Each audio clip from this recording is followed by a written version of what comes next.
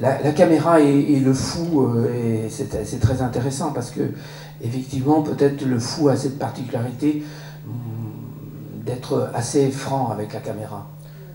Peut-être plus que nous.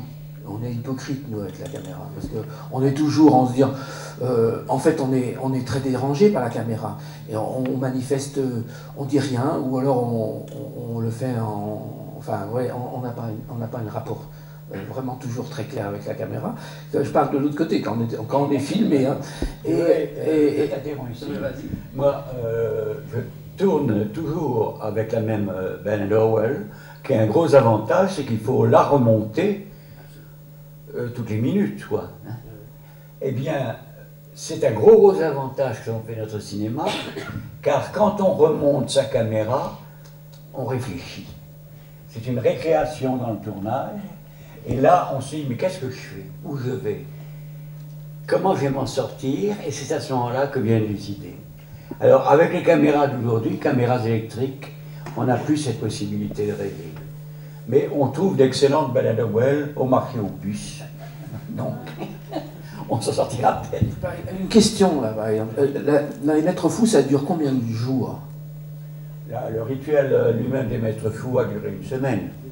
Une semaine, mais c'était un truc normal, et où j'étais l'invité car je connaissais ces gens-là. Mais j'avais très peur. Hein. Mais alors, tu aurais filmé ça avec une caméra qui aurait eu... Tu aurais eu 100 boîtes. Non, mais tu aurais eu 10 000 mètres, tu les aurais filmés. 16 000 mètres. Oui, c'est ça.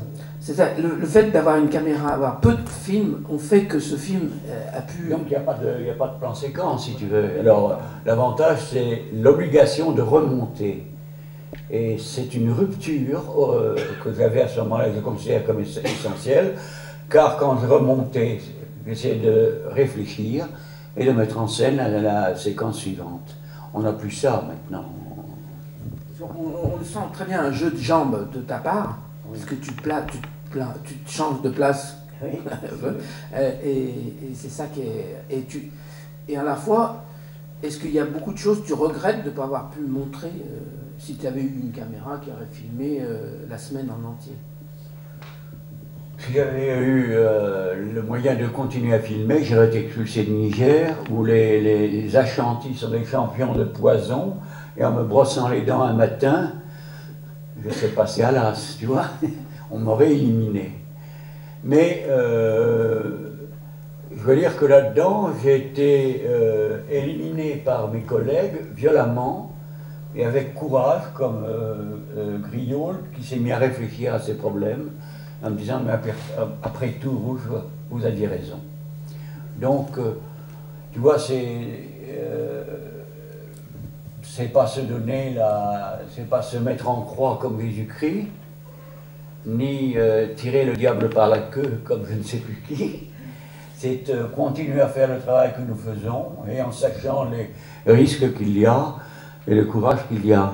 Alors là, dans l'ennui qu'il y a, et moi je le signale, c'est d'éviter de rentrer en religion, tu vois, de devenir l'un des prêtres, ou l'un des... Tu vois, ça, c'est compliqué. Tu veux dire quand tu filmes? Oui, à devenir pratiquant. Alors, comment faut-il l'éviter? Là, j'ai pas de truc. Je pense que il faudrait trouver une école internationale de modestie, tu vois. Je crois qu'en ayant une position modeste, on gagne, tu vois. Alors, ça, je donne un exemple. J'ai eu des ennuis avec le gouverneur du Niger, qui pensait quelqu'un qui était comme moi, en train de faire de l'ethnographie, n'avait pas à se mêler à faire des ponts, n'avait pas à se mêler à faire de l'ethnographie. Et à un moment donné, il me convoque en me disant Rouche, il faut sortir de là. Et il ajoute une phrase malheureuse, mais enfin, Rouche, vous me prenez pour un con. Et moi, je lui réponds non, monsieur le gouverneur. Je prends ma respiration en le regardant dans les yeux. Je dis mais je peux me tromper. Il dit sortez, vous pouvez rester. Alors, il y a tout de suite. ce côté-là. En tous les cas, moi j'ai été invité là récemment à filmer, je t'en ai pas parlé, j'ose pas d'ailleurs, à filmer un rituel de Chamam chez les Yanomami. Bon, comme j'avais jamais été en Amazonie de ma vie, je me suis dit c'est peut-être l'occasion. J'ai été bien sûr reçu par un anthropologue formidable, Bruce Albert, qui est vraiment un des grands spécialistes. Et justement, puisque c'était, comme on dit maintenant, un mouvement de picture, c'est-à-dire un film destiné à une installation dans les musées modernes, voilà, d'art moderne, on en voit de plus en plus de ça. Ça veut dire qu'on n'a pas le droit de faire de voix off, on n'a pas le droit de faire du synchrone, long film ethnologue, on n'a pas le droit, c'est pas non plus un court-métrage, c'est donc quelque chose de encore nouveau, mais Les Maîtres Fous, je te rassure, serait aussi une œuvre qui pourrait passer comme ça. Voilà. Alors, n'ayant jamais été, et je me suis dit, il vaut mieux, ces gens-là, sans doute, ils sont plus savants que moi, ces Indiens Yanomami. J'avais vu les films de Timothée, Arche, etc. Et je me suis dit, il faut que j'y aille avec une caméra qui s'interrompe, qui arrête, qui coupe. Et il faut que j'y aille d'une manière un peu primitive, ne connaissant pas les Maîtres Fous, mais ayant vu beaucoup de films dans les années 30, 50, avec cette restriction d'autonomie, le contraire d'une DV dans un certain sens. Et je me suis dit, ayant entendu comme ça que certains films ethnologues, que je comprends très bien, où les cinéastes, comme tu dis, se laissent emporter par la transe, et sont partenaires, et du coup ils ont plus de regard, ils sont trop près, ils sont dedans, et ça dure des heures. Et effectivement, je sais pas, toi tu en vois tout le temps ce film comme ça, 4 heures sur les chamans de Yanomami, bon c'est bien, mais c'est quand même c'est un peu restrictif. Sans doute c'est authentique, mais ma commande n'était pas d'être un ethnologue, c'était plutôt un regardeur. Donc je suis parti avec une nouvelle petite caméra que tu ne connais pas, mais qui est de notre ami Jean-Pierre Bouviola, qui est voilà, Minima, qui est très ennuyeuse à charger, il faut au moins 10 minutes pour la charger, elle dure que 4 minutes ou 5 minutes, et donc et j'ai emporté très peu de films. Et donc j'ai filmé ça, et une cérémonie qui dure 3-4 heures, j'ai tourné qu'une demi-heure, et j'ai monté qu'un quart d'heure, voilà. Pour ça, pour dire qu'un jour je te le montrerai, avec plaisir. Et c'est vrai que je comprends très bien qu'il ne faut pas, c'est difficile de ne pas, ce que tu dis, de rester un peu extérieur de la cérémonie.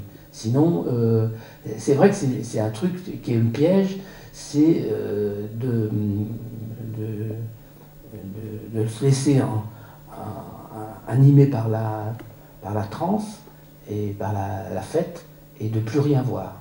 Et moi j'ai tout fait presque sur pied d'ailleurs, tu vois, un tout petit pied, comme ça, et j'ai filmé des plans de 10 secondes, plus 10 secondes.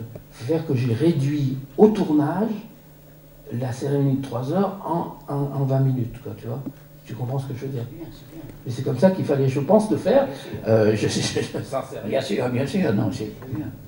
Si vous voulez, oui, c'est ça. C'est le côté très important de ces manifestations, qui est que vous en apercevez, c'est que le cinéma que nous faisons, il est encore à réinventer.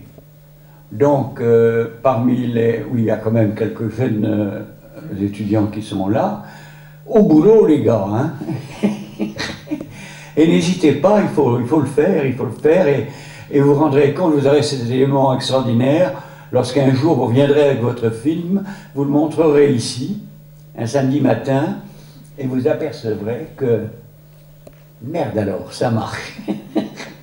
C'est un grand moment ça, hein, quand on s'aperçoit que ce qu'on a fait, il y a un écho. Voilà, en tout cas, merci d'être venu égayer nos samedis matins.